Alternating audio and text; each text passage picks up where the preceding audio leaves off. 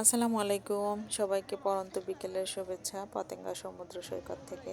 তো আজকে আমি দেখাবো বোটে ওঠার পরে মানে সমুদ্রটা কীরকম দেখায়, বা সমুদ্র সৈকতটা বোট থেকে কেমন দেখা যায়।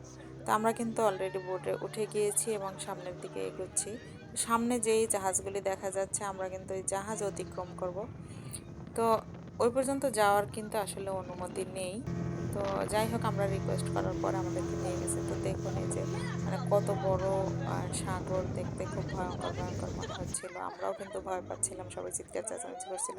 তো এখানে কিন্তু আমাদের বোটটা আসলে বন্ধ হয়ে গিয়েছিল, ইঞ্জিনে ময়লা পেঁচিয়েছে সেই জন্য। তো যাক, আলহামদুলিল্লাহ কিছুক্ষণ পরেই আবার আমাদের বোটটা চালু হয়েছে। তো আমরা এই জাহাজটা অতিক্রম করব, এর বাহিরে সামনের দিকে যাওয়াটা একদমই মানে ঠিক হবে না, এবং এটা অনুমতিরও বাহিরে। ওদের একটি নির্দিষ্ট জায়গা আছে যতটুকুর ভিতরে ঘুরে দেখা যায়। তো আমাদের সাথে কিছু বিদেশি লোক ছিল, আমার হাজব্যান্ডের বন্ধু ছিল, যার কারণে আমরা ওই জাহাজটা অতিক্রম করেছি। অত দূরে যাওয়ার আসলে অনুমতি নেই। তো আমরা কিন্তু এখন সমুদ্র সৈকতের দিকে ফিরে যাচ্ছি। তো ভিডিওটি ভালো লাগলে অবশ্যই লাইক কমেন্ট শেয়ার করবেন, এবং যারা আমার ইউটিউব চ্যানেল থেকে দেখছেন অবশ্যই চ্যানেলটি সাবস্ক্রাইব করবেন।